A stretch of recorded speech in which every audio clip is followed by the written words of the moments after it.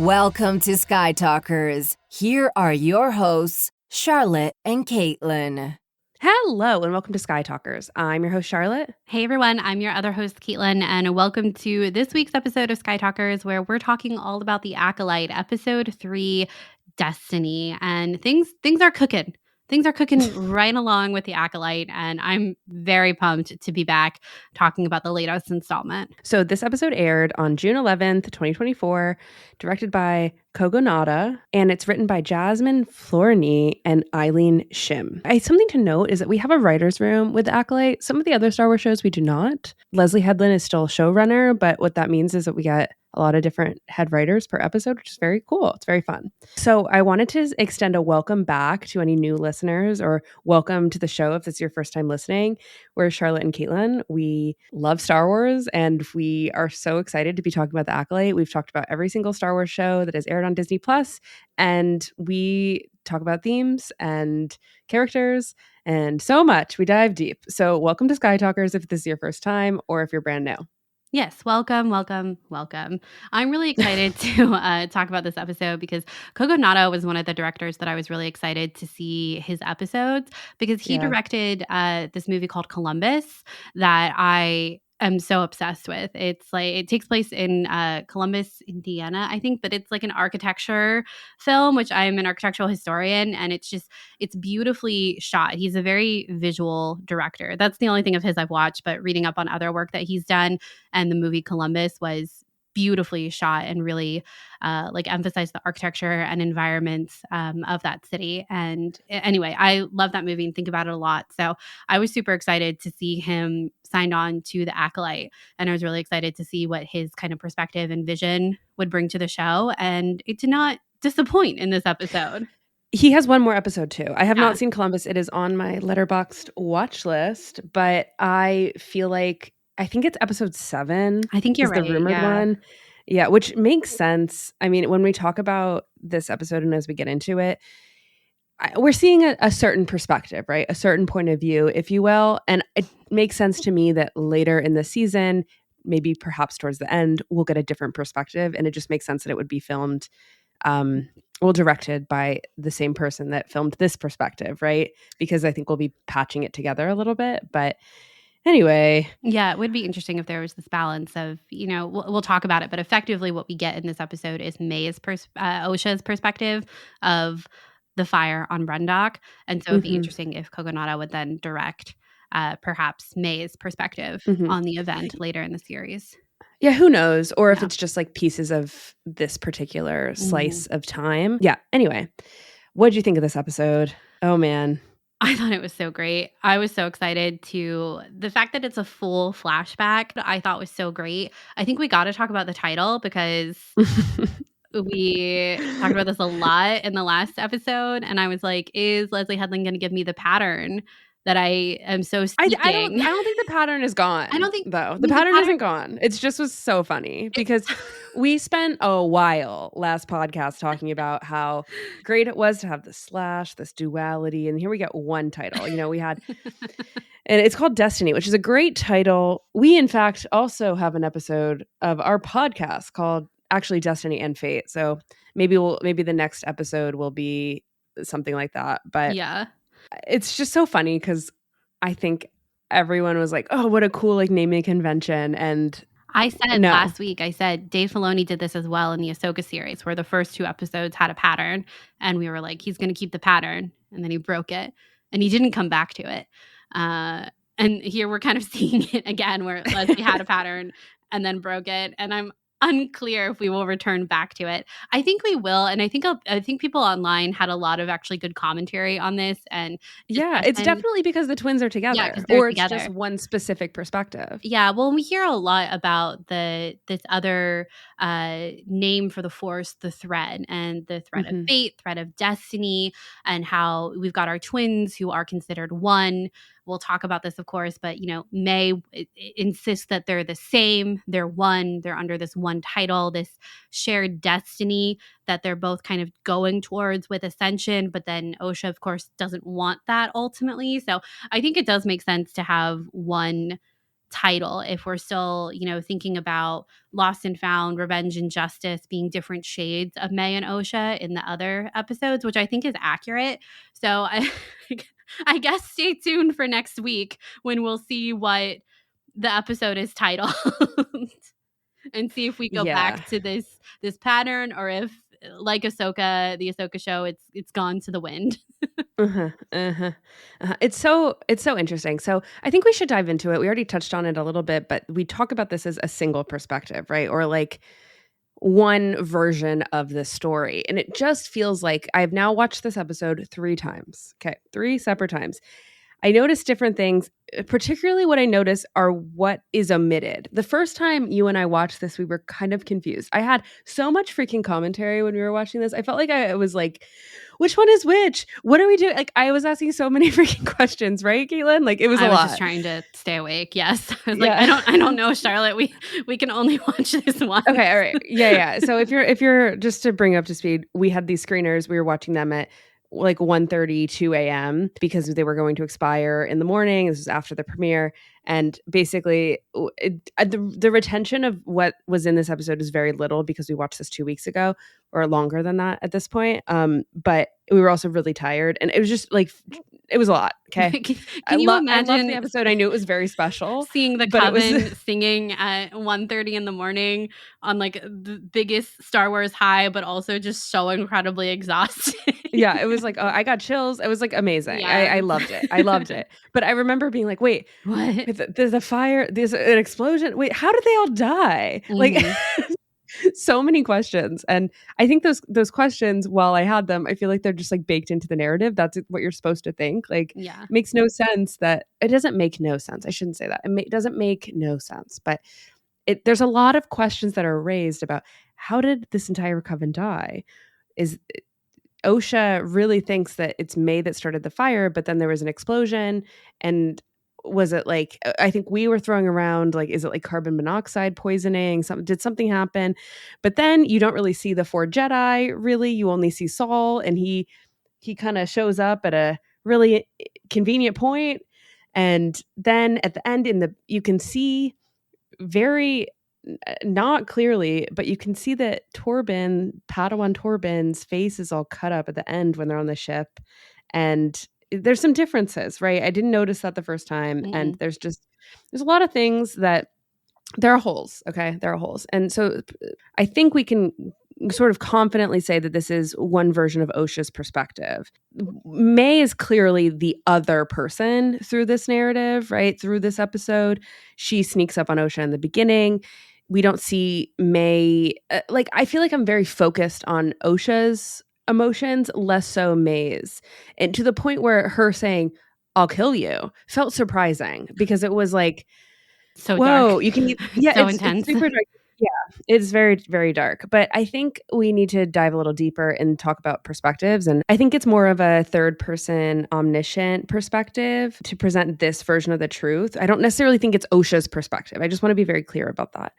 And I think when we talk about this, we need to talk about Rashomon, which is Akira Kurosawa's movie that created this thing that people love to reference throughout all movies, including The Last Jedi, the Rashomon effect, which is an effect that shows different perspectives of the same event to kind of dispel what the truth with a capital T is of this essence. And I think what's interesting is The Last Jedi does this pretty well with all these different perspectives. We hear Luke's perspective, we hear Ben's perspective, and then we hear Luke's perspective again, right? When it's like a more concrete version of what he's sharing that is so guilt-ridden. It's like he's sharing his truth there. And then Ben's truth is also true at the same time. It's just from a different point of view, which is all Star Wars is, right? Is everything is from a different point of view. But I think it's interesting. I've always thought it was interesting that the concept of that effect that is used in movies is that you're going to eventually get to the heart of what is true. You will find the truth. But I think in the movie, in the actual source, Kurosawa's film, you don't really have a full understanding of what is actually true. Instead, what Kurosawa is doing is trying to explain why certain truths are the way they are, why one person's perspective is valuable, why one person has a sense of guilt with that perspective, and how can we, the audience, view that versus another person's. Like, one person's perspective of an event isn't less valuable just because they carry certain baggage into that event. Well, isn't right? less true too, as Isn't well? less That true. these multiple perspectives, which even while they're omitting things Yes. through unintentionally or intentionally in some cases, are still a version of the truth. Yeah, I think a line in the movie is, it's human to lie. Most of the times we can't even be honest with ourselves. I always think it's interesting, right? Like, I don't necessarily, unlike The Last Jedi, which is literally a character sharing their perspective and having a flashback moment. I'm not clear in the story, in the narrative itself, that this is Osha sharing her perspective, but I do feel like there are several things omitted, and perhaps this is the truth that she's telling herself, right? Mhm. Perhaps this is her lying to herself about what she did to cause, like, basically her entire family to die, and then also for her to lose her twin sister. So there's just I think we're the game is just beginning to be afoot, right? Like, I feel like we really have so many questions. Yeah, truly so many questions. I think that to your point, Charlotte, that this isn't in The Last Jedi, we have Luke Skywalker sitting there telling effectively this memory to Rey in the film. And that's not really the situation that we find ourselves in here. It's rather that we're following. It feels like you said, we're more connected to Osha's emotions, I think, in this story, in this episode. And we're kind of following her more so through the narrative than Mae. Mae is still a main character, I think, in this episode, but I think it really is focused on Osha, especially when we get to the end of the episode and we're following Osha while she's trying to escape the fire. But then, they come back on this bridge, and that's when we have this kind of standoff, and Mae seemingly falls and Soul is unable to save them both, which goes with what Soul said in the last episode too, about how he tried to save both Osha and Mae, which we see him come in yelling for Osha and Mae in the episode. Yeah. And he clearly tries to use the Force to save Mae, but then he ends up physically next to Osha as she falls. And you can tell it's kind of he grabs Osha and in doing so loses the Force hold on Mae, perhaps, or something like that. But I think there are a lot of holes. I think we'll definitely be coming back to this event. And I think the first time we were watching it, I was so focused on Mae and Osha, and honestly, especially in the beginning, on keeping them straight of who was who. The second time it was so much easier. I was like, they clearly look different. They're totally different people. They have completely but different emotions as well throughout. yes, Like, I think especially in the beginning when they're in that tree, and even at the end when they are, at the bridge, that the walkway that falls apart when they're coming into that cavern, and it's kind of going back and forth with them saying, Mae, Osha, and they're saying the same line back to each other of, what did you do? What did you do? I think it is supposed to mess with you a little bit of yes. who is who in this situation, and especially at the beginning too, with the butterfly and the space butterfly. But I think you're supposed to be thinking about who is who, and it's kind of supposed to do a little bit of a parent trap on you a little bit. But then, in the meat of the episode, when we clearly are seeing Osha be hesitant about doing the Ascension ceremony, I think I didn't notice it the first time, but the second time you can really tell the difference between them, which I feel like a bad aunt, honestly, for not being able to tell the difference, because I have twin nieces and I feel like I should have been good at this from the get-go, but I was very much not. But these two actresses, I don't have their name in front of me. They're incredible, though. I thought they did spectacular. And especially the scene at the end between Osha and Soul on the ship to Coruscant, I thought was so beautiful. And I thought that both of those actors, Lee Jung-jae, who plays Soul, and I'll find the name of the actress who does Osha, but I thought they just did a very emotional scene together. And I am excited to talk about that once we get a little further into our discussion. Yeah, I just wanted to also mention that in our interview with Leslye Headland, the showrunner, she did mention Rashomon as a reference, and definitely something that she was exploring, which again isn't surprising Kurosawa is like the backbone of Star Wars at this point. Yeah. So it's not like a completely out of the blue reference. But for sure, I think that we're dealing with memory and perspective in a lot of ways, even so when we are trying to distinguish the differences between the twins, right? Mm-hmm. I think there's just a lot of smoke and mirrors there. I agree. All right, let's talk about the opening of the episode. We've made it back to Brendock, and we are in this beautiful garden oasis type of place. The yellow tree in the forest. Immediately, you're thinking tree of life. You're thinking Garden of Eden, the tree of good and evil, of knowledge. That was kind of the vibe that I was feeling in this moment. And the yellow tree obviously stands out. There's the ginkgo trees in Japan also. There's like very ancient ginkgo trees in Japan that have this incredible yellow bloom. I was looking it up today, but I think in November. And there are a couple that are in like specific temples that are over 1,000 years old or something like that. And they are just this vibrant yellow in the midst of like a dying winter. And it definitely stands out. And I think we're kind of supposed to start thinking of this type of imagery, especially, having the twins coming here. There's definitely that idea of balance, the tree of good and evil. There's balance there. I think there's a lot of that type of mythology and imagery that's coming through in this setting. And of course, we find out too that the tree is the source of the poison. It's the bunta tree, which is what we know has killed Torben in the previous episode, that poison. And we see Mae at that tree at the end too. So it's all coming together. Yeah, just the concept of the fact that the tree is so beautiful in this forest and it stands apart, but it is the producer of poison. In fact, I'm pretty sure Mae even calls that out, right? Mm-hmm. That you're not allowed to, I don't know, it's kind of dangerous to be around. And for sure, I just to the points in what you're saying is that it definitely does bring to mind the Garden of Good and Evil. But I think what I find fascinating upon rewatch is the fact that we start with Osha using the Force to hurt the butterfly creature. Mm-hmm. And then when Mae does the same, she freaks out and is like, Mae, why do you have to be like that? Why'd you do that? Meanwhile, Osha was doing the same thing before, a little bit of a hint of perhaps Osha is going to kind of play with the dark side a little bit in this series in the future, given the fact that we know that Mae does. Mm-hmm. I just thought that was really interesting and a fascinating way to begin. I also think that you could also view that as innocent, and that's why it kind of goes both ways. Because I think that kids are experimental, I guess, with things like that. Like, I don't know. This sounds kind of weird, but like it just maybe just was her trying to use her powers. I mean, she does let the butterfly go, right? Yeah. Well, they talk about Osha pushing her boundaries, and and the fact that she's even out here at the tree past the fortress walls says something about her demeanor. But I agree. In that conversation of not keeping track of who they were initially, I think when you first see the scene and it's Osha who's messing with the butterfly, using the Force on the butterfly, I think my first thought was, oh, this must be Mae, because again, we've classified these as light side and dark side.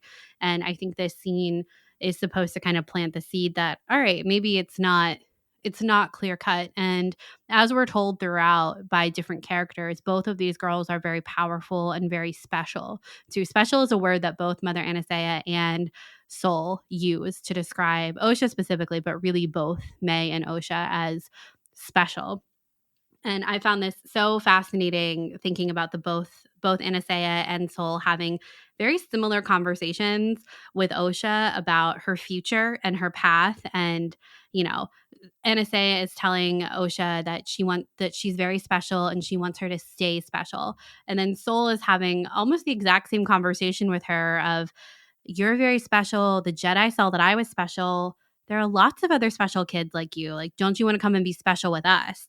It's almost like the angel and the devil on the shoulder and which path she's going to choose. But I feel like I'm getting a little bit ahead of myself here. But the conversation, not really, the conversation of power really stood out to me on the second and third viewing. And Mama Anastasia, she says, what does she say? It was a great line. They used it in the trailers, and it's not about This isn't about good and bad. This is about power and who is allowed to use it. And that is the point of the coven, I think, and why they are fearful or antagonistic towards the Jedi is because the Jedi are the moral center of the galaxy. And like our masked Sith says last week, the Jedi live in a dream they believe everyone shares. And it really is about who's going to control Osha and Mae's power and who's going to be training them. And the Jedi win. The Jedi get Osha in the end.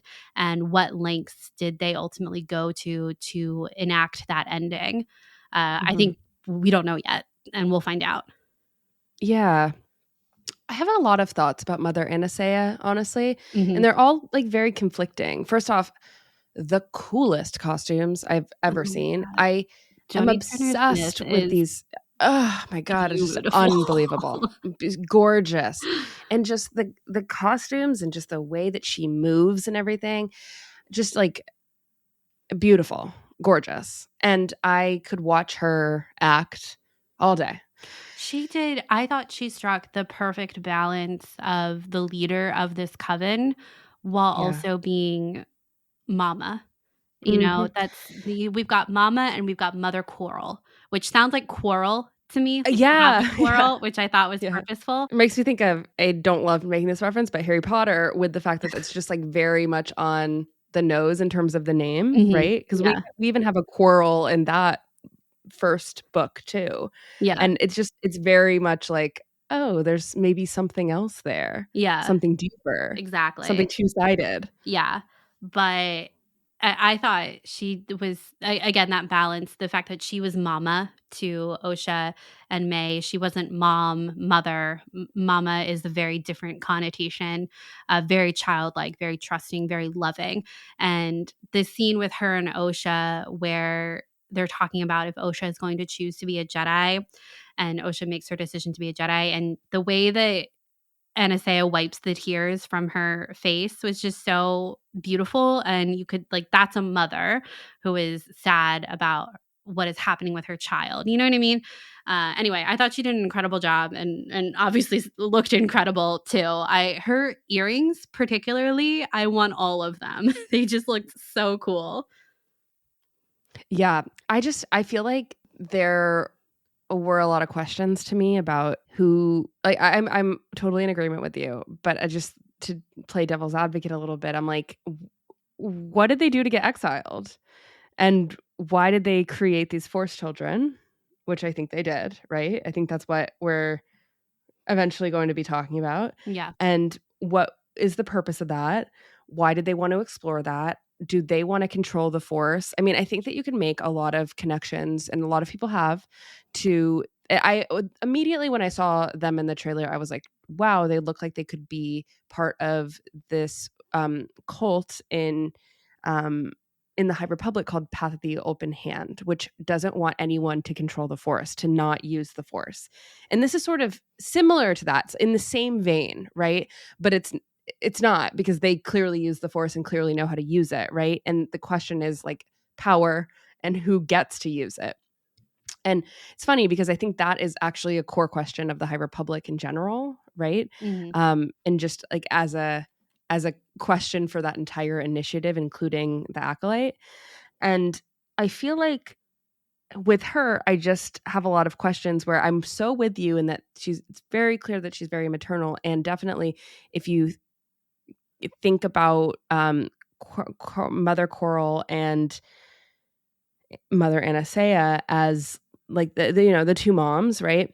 One is strict and has concerns over Mother Anastasia being not strict, and the other isn't, and the other is loving, but at the same time has like she might have another motive at play in terms of the like witchcraft part of it. You think but Anastasia I feel like has another motive?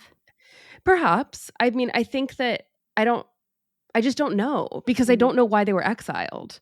And I think that when they use a lot of terms throughout this entire episode, we've transcribed it during the Ascension ceremony itself. Like, first off, why is Osha afraid of the Ascension ceremony? I think we find out that, they get a tattoo, they're forever witches there. But like, Osha's nervous about this. And it's because it solidifies her in this group forever, right? And she is unable then to go off on her own, receive that call to adventure, and leave her home behind to move on into like growing up, right? I that is the story. Like, it's a tale as old as time, right? But at the same time, there is a sense of like, okay, when she is part of this, when they are part of it, when they get this tattoo, what does that mean for them? And why are they the two children that, like, there's a whole ceremony about this? And at the Ascension ceremony, Mother Anastasia says, "Tonight we enact a ceremony we have not performed since our exile. We were hunted, persecuted, and forced into hiding, all because some would consider our power dark, unnatural. We were on the brink of extinction, and then we were blessed with a miracle, the gift of life." Okay, so I think it's pretty self-explanatory that they conjured the Force in order to create life with these two, by creating these two twins, right? Them saying unnatural reminds me of when Palpatine was talking to Anakin in Revenge of the Sith about influencing the midichlorians to create life with Darth Plagueis. So natural. Yeah, exactly. Exactly. Like like when you write it out, you see that unnatural is its own sentence. And it feels so purposeful that would be part of this. And I mean, Darth Plagueis is a Sith. So what is the next piece here? Are they Sith? Are we like dealing with a Sith here?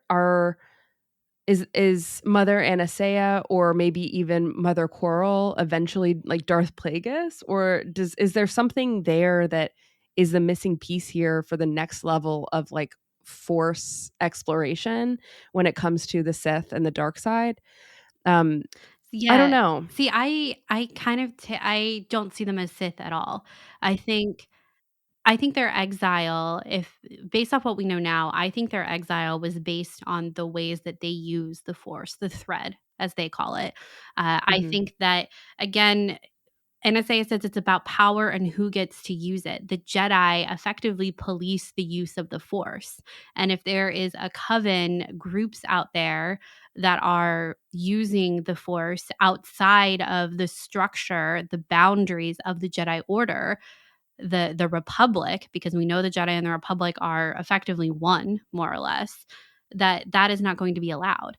And I think that some of the ways that they talk about this a little bit later in the episode, when the Jedi, come to try and take Osha and Mae, is really telling about that, where Indara says, "We are concerned you are training children, Republic law." And then, Anastasia says, "Brendock is not part of the Republic." So there are laws in place about training children in the way, I'm going to say the ways of the Force here, but in the ways of the Force outside of the Jedi. So children can only be trained by the Jedi to use the Force. So I think that's part of why they were exiled. And then later on, this I thought was so fascinating, this line from Indara, where she says, "Mother Anastasia, you cannot deny that Jedi have the right to test potential Padawans," which I was shook. I was like, what? And then Soul earlier, God bless Soul, where he says, the Jedi don't take children. I was like, Soul, babe. Babe. Okay. Okay. So I think it's a game. I think it's all political. Again, NSA is saying it's about power and who gets to use it. And the Jedi are controlling power in the galaxy as it exists in the Force. And we've seen, instances where it is used differently, and to even give it a different name here with the thread, I think is very telling. And the fact that they don't have Mae and Osha are the only children in this coven. Were there other children that were taken from the coven? What is the reason behind why they don't have any children of their own? I think there could be a lot of different reasons for that, but I think that's all part of it. And the fact that the Jedi and probably other planets that are in the Republic probably have a lot of laws about what does Anastasia say to Mae and Osha? It's such a great line. "The galaxy is not a place that welcomes women like us," which, truly kind of an iconic line. It's meta. Yeah. Yeah.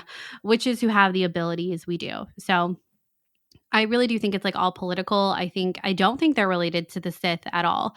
I think that perhaps some of the powers that they have could be adjacent to what the Sith do. But again, if the Force is kind of this nebulous thing that is called different things to different people, and we've talked about that a lot on the show, even thinking about the Guardians of the Wills that we explored a little bit in Rogue One.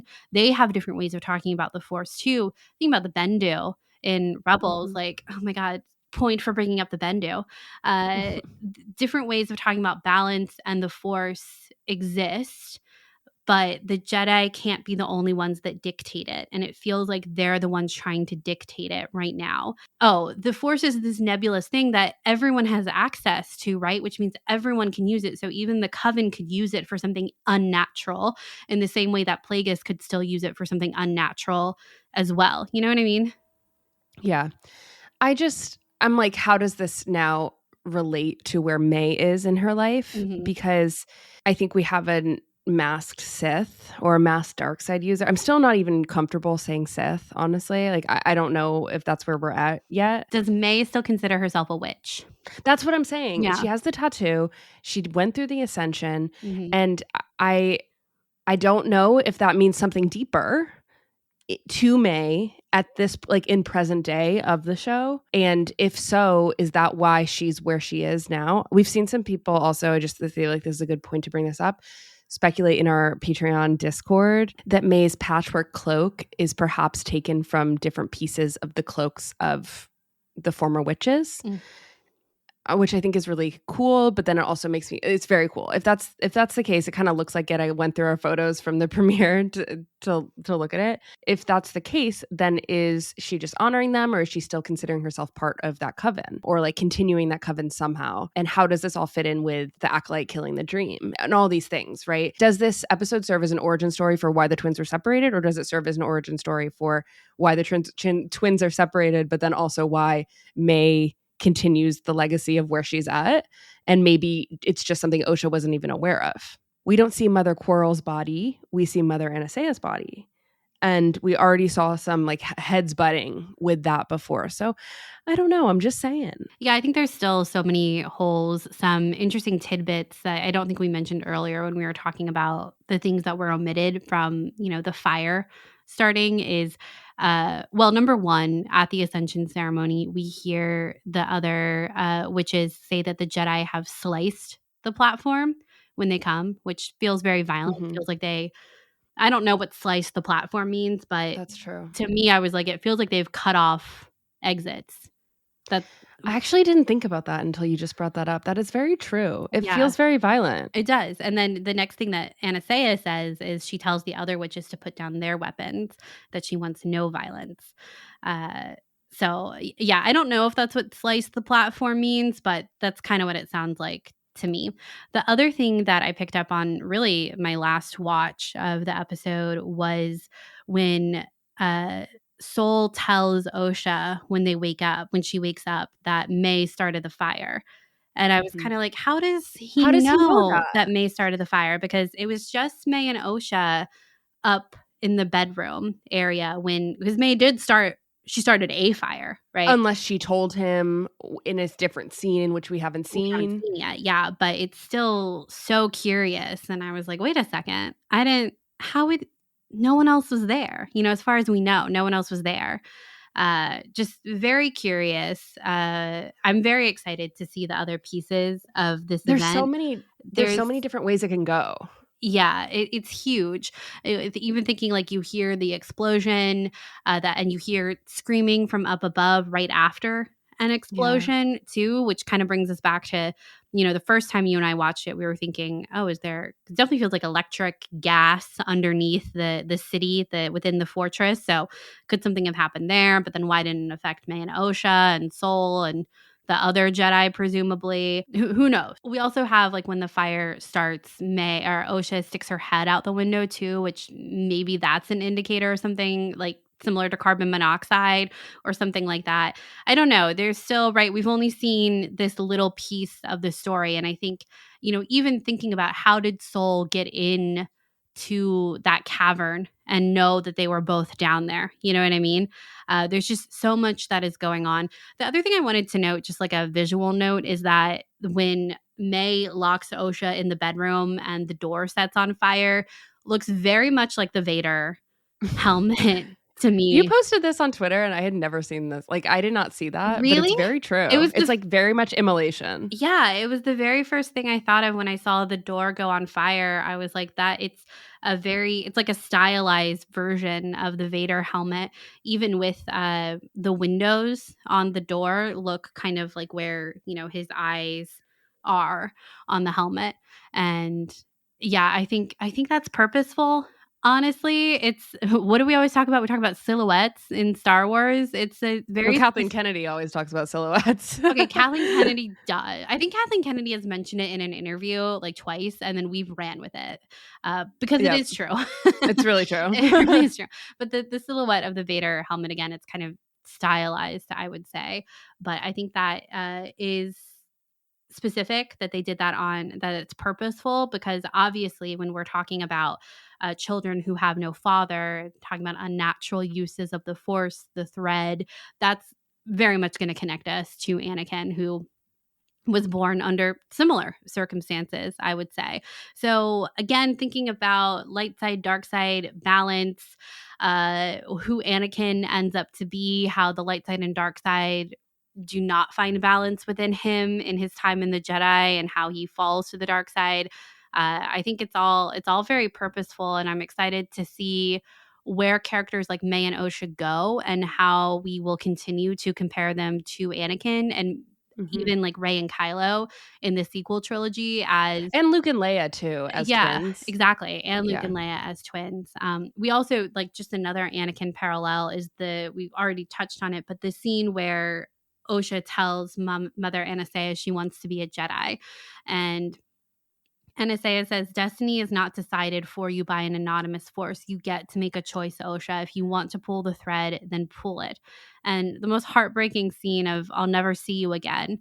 And Mother Anastasia says, "You won't. Fear should not make this decision, Osha. You should." And it's very similar to Anakin and Shmi. I think a lot of people were thinking about that scene. What I think is interesting is the difference between those scenes, where when Anakin asks his mother, "Will I ever see you again?" And Shmi responds, "What does your heart tell you?" And there's that little bit of hope for Anakin as he goes on this adventure. Whereas, he says yes, maybe. Yeah. I don't know. Whereas Anastasia says, "You won't. This is final. You won't be back with us again if you decide to make this decision." And it's such a stark difference, and to see that Osha still goes through with it, because obviously I think we see a lot of antagonism between Mae and Osha, but Osha obviously has a lot of love for her mothers, and specifically for Anastasia. I think we see that. And I think even at the end, when they're on the bridge, we see Osha and Mae like trying to get to each other at that moment as well. But man, that scene though of, talking about her becoming a Jedi, I thought was really heartbreaking and sad. And I really liked, again, the comparison between the ways that they talk about the Force versus the thread, and pulling the thread, and how that is using the Force in their vernacular, I guess, in their vocabulary and language. Really just sets up different imagery, I think, for how we think about these different groups of Force users, right? Oh my gosh. When they used the word thread, I was absolutely thrilled. It really brought me back to my days with you discussing the Rey and Kylo connection, and how were very purposeful about explaining Rey and Kylo as being connected by a thread. Even in The Last Jedi, they use a lot of terminology. Snoke says, "tied on the end of a string, indeed," and things like that. Well, and Ryan Johnson even tweeted the red spool. The spool with like a bunch of connecting threads. The red string of fate, which is a very old Japanese concept of soulmates and destiny.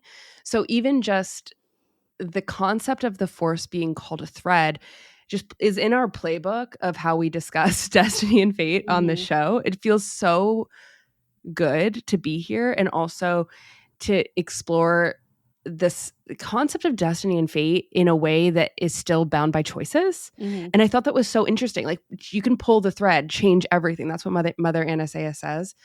It's not, things aren't written in stone. It's still up to you. It's your choice. It's just that now we have a different like vernacular of talking about things when it comes to the Force and like your destiny and words that have always been thrown around in Star Wars since the original trilogy about what your destiny is and whether or not you have a choice in that destiny based off of your birthright. And I think that that's what we're dealing with here with Mae and Osha, right?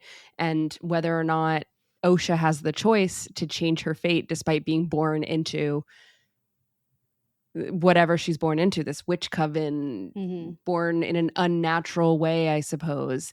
I feel like from the Force, like the thing that I took away from this, and I think that this is what most people are taking away from this, is that Mae and Osha were born of the Force in some like way. They used the midichlorians to create life. That's what Palpatine says in Revenge of the Sith, and I feel like that's the same here. It makes me think of the prophecy in the High Republic about the Chosen One and things like that. And maybe that is why the Jedi are a little concerned or have eyes on this, because they're like, maybe they're the children of the prophecy. I don't know. Again, many questions. But one thing before we move on from this, I really wanted to bring up the fact that while we're making these comparisons between Anakin and the twins and just Anakin in the story, because there's so many comparisons, I find it fascinating that they named the mother Anastasia. It sounds like Anakin to me. It starts with A-N. It's spelled differently. It's A-N-I, not A-N-A. But it just brings me back to when we discovered that there's a Greek personification of inevitability called Anarchy, A-N-A-N-K-E. And this is from Wikipedia, whatever. The quote is... Anarchy is considered the most powerful dictator of fate and circumstance. So I think it's interesting that we can take that prefix here, the Anna, and put it with Mother Anastasia, who is the head of this coven, who is here. She is talking about fate and destiny, and by all accounts, circumstance as well. And same with Anakin. It's kind of the same situation in a lot of ways, the same vernacular, same vocabulary. And I just think it's interesting that we're here with this kind of name. And I think we should, put a pin in that in terms of what that even means. Yeah, absolutely. I also want to say, kind of as we're moving away from this conversation of the thread and the Force, what a little bit more of what Anastasia says about the thread and this inevitability of fate, the red string of fate tied together, a destiny you can't escape, a connection you can't escape between Osha and Mae. When after they've had their argument in the training session and they are up in their room, kind of getting a bit of a timeout, which number one, the visuals in this room were incredible. It was super intense light and shadow with the sunset coming through the windows, right? And anytime one of the twins moved, it either put them into light or put them into shadow, or they were both in light, both in shadow.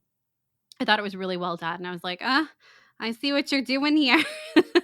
I see there's something I'm supposed to be thinking about here. But Anastasia says, this is your sister. The thread tied you together before you were born. Tell her you love her, which was very much like once you get in a fight with your sibling. Right. And then she goes on to say, Ascension is about walking through fear. It is about sacrificing a part of yourself, the power of many instead of the power of one. And she goes on to talk some more about the coven. But I think this little chunk here about Ascension is about walking through fear, sacrificing part of yourself, the power of many instead of the power of one. To me, I think you could, instead of saying Ascension, you could say knighthood and put I was thinking the same thing into the Jedi. And I kind of was talking about this earlier, but Sol and Anastasia having the similar type of conversation with Osha about being special, about her power and abilities, and that they both are these groups of people, and one of them has power and the other doesn't in these scenarios. And it's about power and who gets to use it. But they both are operating with the same thing, the Force, the thread.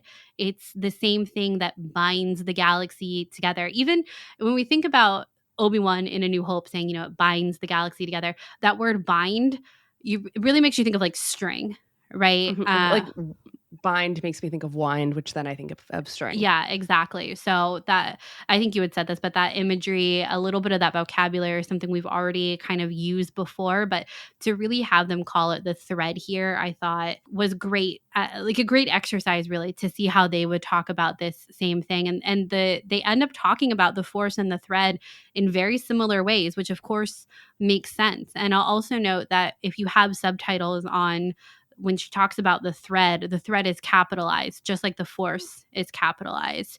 Yeah. And the other thing I was also going to bring up is that there's a musical motif throughout this episode, like when it first starts, and then a couple other areas that is like it feels like it's building up to the Force theme. Did you catch that?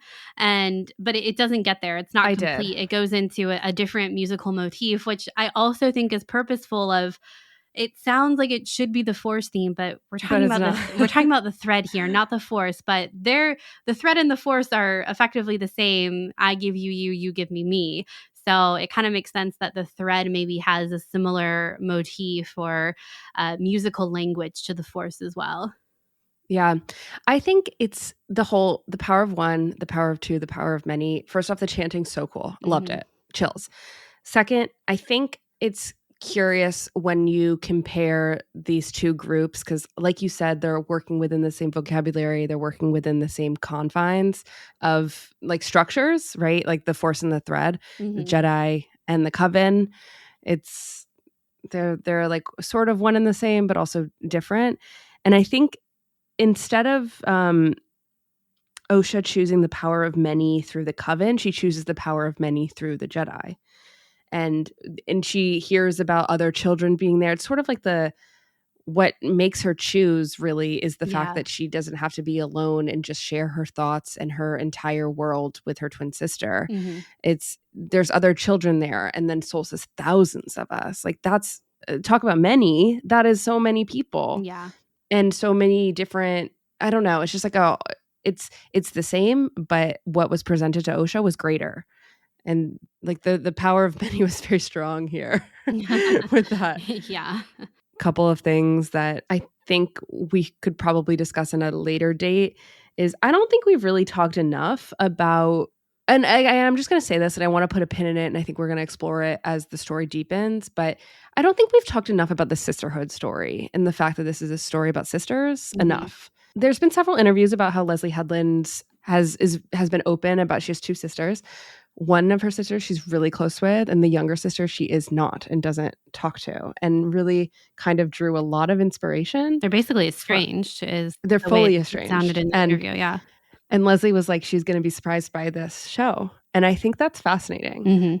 I think it's super bold, and I think that she's drawing on something that is personal and from the heart. And you know, she pitched the show as Kill Bill meets Frozen. Frozen is a story of sisters who have a major estrangement because one of them feels really guilty about something that they did to hurt the other, right? And then they have to find their way back to each other based off of love. I think we're probably going to get there, but I think it's fascinating that we have a story of sisters, and it really does come from such a personal place of you can have a really good relationship with your sister, you can have a really bad relationship with your sister, and like what happens in between all of that. And yeah, I think we're not fully there yet in the show. I don't think we're fully exploring it, but I'm going to keep bringing it up that's what we're dealing with here, I guess. Yeah, I think that's good to note. The random thing that I want to note that is not at all related to that, not nearly as deep and personal as that, is I love that the Jedi still test children the exact same way. They have not updated I am their so glad you brought this up. This was actually, I have a sticky note to bring this up. Yeah. I love that we did a cup, a ship, a speeder, but it's different, and we got a loth cat.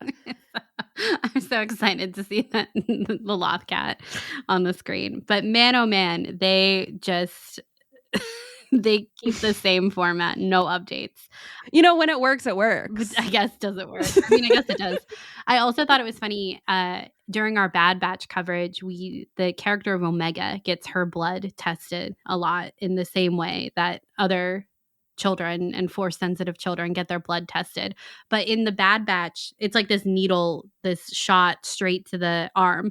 But in the Bad Batch, they always put it in her hand, which just gave me the top of her hand. Just always gave me the heebie-jeebies whenever I saw it. And they did it. There are other kids in the Bad Batch too that get their blood tested, and I was like, why are they doing this? But here we get to see that Osha gets it in her arm, and my first thought was, thank God, Osha. I'm so happy for you. I think it's funny that they offloaded that to Padawan Torben. Right? He's like, I'm sorry. Like, he just kind of looks like he's like, this is just, what are we doing here? Like, he's kind of, I think after he got basically possessed by the witches. Okay, that's another not great moment for like in the are the witches, like, what side are they on type situation. Yeah, the fact that they did that is not great. Well, they were gonna take their kids. That's also true. So but they have that power of possession. Yeah, and we definitely don't see Jedi doing that. Yeah, absolutely. Okay, we need to talk about Kalnaka too. Now we see him with clothes on, and I just have to say I'm weirded out by the shaved head. I am too, a little bit. I'm just like kind of weirded out. I don't know. It's one of those things that I'm like, I've seen that now and I can't unsee it. It was like, and it's like, it's living in my mind. You know right what now. Like, similar I can to fully visualize it. What? It's similar to me of when we saw Ahsoka in the Ahsoka show without her headdress. Oh my God. And you were so disturbed. I was like, I love what this is doing symbolically. I was like, no. Put it back on. You're like, yeah, I don't want to see this again. I'm like, but the symbolism. The symbolism is there. And the symbolism is here with Kalnaka of he had a hairstyle. He kept himself dedicated. Yeah. I loved Kalnaka in this episode, I have to say. I loved him just tinkering outside, being like a kind spirit to Osha outside. I think that was great. But what did they do later? Okay. We need to talk about some theories, Caitlin. What do you think happened? I think that Indara is clearly the leader of this little group. I think that they went back to the Jedi Council, told them what they found out about the kids, and the Jedi Council was like, you need to get the kids at any cost, basically, is kind of what I think. And I think there ended up being a fight. And my guess I would say I think maybe the witches like drew first, because if we're thinking about what happens in episodes 1 and 2, that the Jedi don't fight with a weapon essentially unless it's initiated by someone else. I can't remember the exact quote, but that was right. That's kind of the vibe. So I feel like maybe the witches drew weapons first and it became a fight and the Jedi won. Is kind of what I think. And then there's something else there because I keep thinking about Soul saying that Mae started the fire. And how does he know that?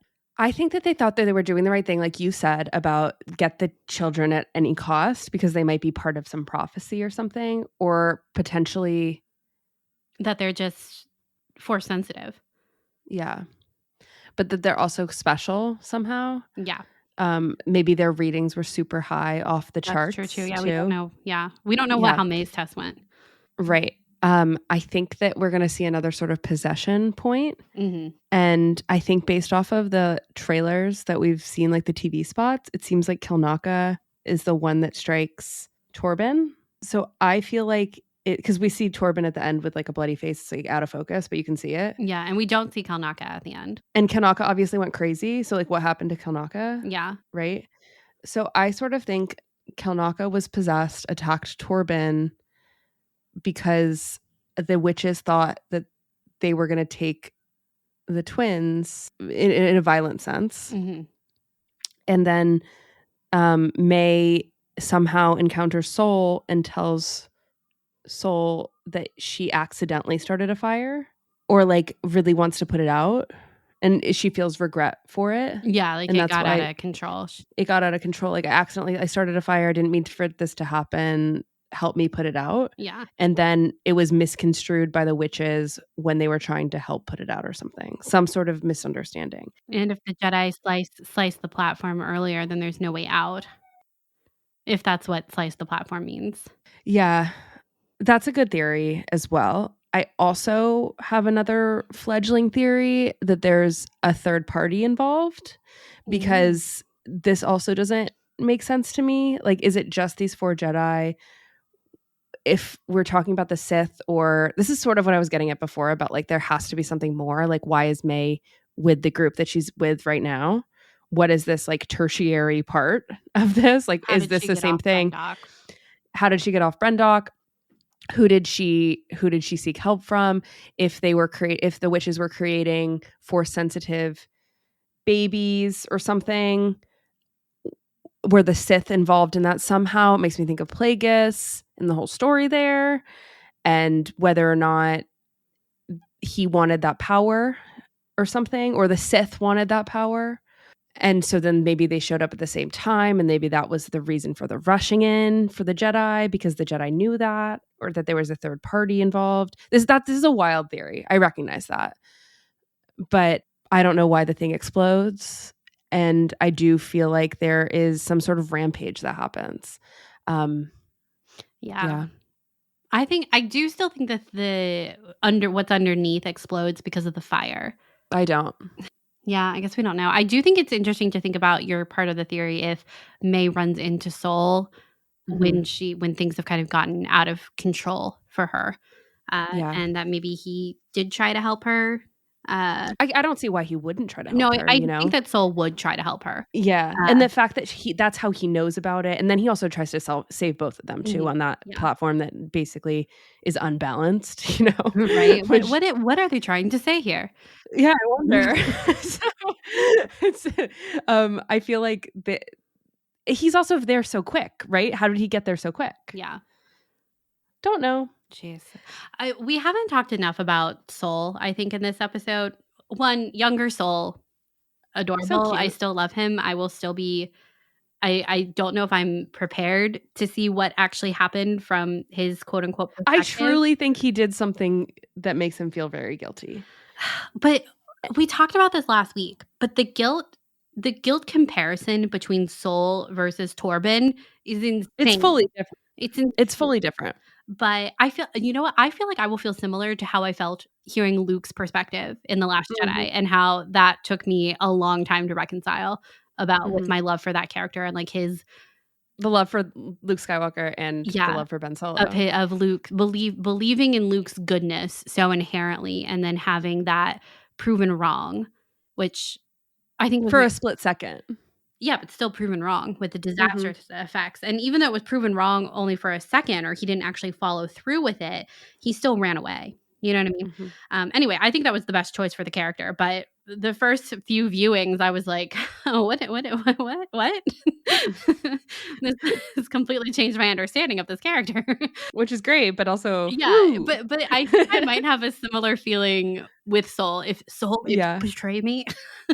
Well, they're just building him up to be such a cinnamon roll that I feel like that has to unravel somehow. They gotta burn him a little bit. They gotta burn him a little bit. And it's just like, he's part of this group of 4. Yeah. I also think we haven't, like, the Indara thing, on the Star Wars databank, they talk about how Indara, when she was killed by Mae in the present day, she had 2 little dots next to her eye. And then in this flashback, she has 1 dot next to her eye. They call that out on StarWars.com. I really don't know what that means. It's not a scar, but I think it's something symbolic, like maybe something like she lost them or something. I don't really know what that means. Again, it's another pin I'm putting on the board of like, that's interesting. We need to and the fact that they called it out. Yeah, it's actually true. Yeah, I feel like whatever actually happened is going to shake me to my core. However, I do think we know for a fact that Kilnaka is someone who strikes a big blow, which makes sense. Yeah, because he's a big guy. I think too, what we're going to find out is that it was not actually anything Mae and Osha themselves did, that it was forces outside of the control. And I think this because of when they are on that unbalanced bridge and they both say back and forth to each other, what did you do? What did you do? And they're placing this blame on each other, very much how Osha has placed blame on Mae this whole time, thinking she was dead. And so I think if there were something to rock Osha to her core, as we've been speculating, like she could turn to the dark side, what would be a catalyst for that? And I think something that could be a catalyst for that is that someone like Soul and Dara, all of them, have been keeping a huge piece of this story about what happened. They haven't told her. This is why I'm kind of like, there's a third party.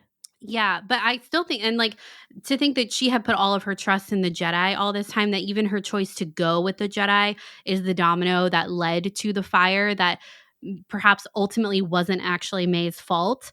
Yeah. Not in the way that we are kind of perceiving it now. You know what I mean? I think that could be a catalyst for her to turn to the dark side. So I think the thing that causes all of their coven to die and for them to be separated is not actually the fire, or is not Mae starting the fire in the way that we've been led to believe so far. Yeah. I feel us kind of coming to the end of the conversation, but the one thing we haven't talked about, which I think is worth discussing here at the end, is what Soul says to Osha at the end of the episode, Oof. where when he said, the way that he delivered the line of "there is nothing back there," I feel like I can feel him holding back crying. You know what I mean? I Sure. I agree. But why does he think there's nothing back there? Does he know? Maybe There's he's something, there's convinced, so much else. but that's not the piece I really want to talk about. I think the more interesting line when we're thinking about the Jedi is him saying, "You're going to be okay, Osha. You will never feel like this again. I promise." Ugh, you can't make promises like that. You Ooh, feeling like you're leaving behind your family is something that she definitely feels again when she leaves the Jedi Order in the future. We still don't know why that happened, right? mhm. That's another big mystery piece. There's so many huge blocks of mystery that still need to be uncovered here, but that's something that we don't know yet, right? And I can't believe he said that, because unless he's like, you're never gonna have to feel this way again, I promise, because you're gonna be a Jedi and you gotta close off all You your gotta emotions. clamp it all Haha, down. peace out. Yeah. um, Which but at is the same, you can't make those kind of promises, which is and it's crazy just because already crossing a line. he's already I think you're right that, like, why does he say there's nothing back there? But I think you can hear the emotion in his voice, even if it's him, even if someone like Indara has told him, like, we're not gonna tell her about what happened, it's for her own good, that she doesn't know the truth, that he could also that emotion of sounding like he's about to cry could also be guilt. We very clearly saw Mother Anastasia dead, right? So, I think from what we've seen of Soul's perspective so far as it relates to Mae falling further into the cavern volcano where they are, I think I would probably assume she was gone as well. You know what I mean? Again, Absolutely. we still don't know how he interacted with her beforehand, how Osha got onto the ship, right? There's still a lot of pieces there, but from what we've seen in this episode so far, I think I can read compassion and guilt and emotion into that line of "there's nothing back there." But you will never feel like this again, I promise, feels so un-Jedi like of him to say that or to make a promise like that. Maybe I guess in the sense of, we'll teach you to disregard your emotions.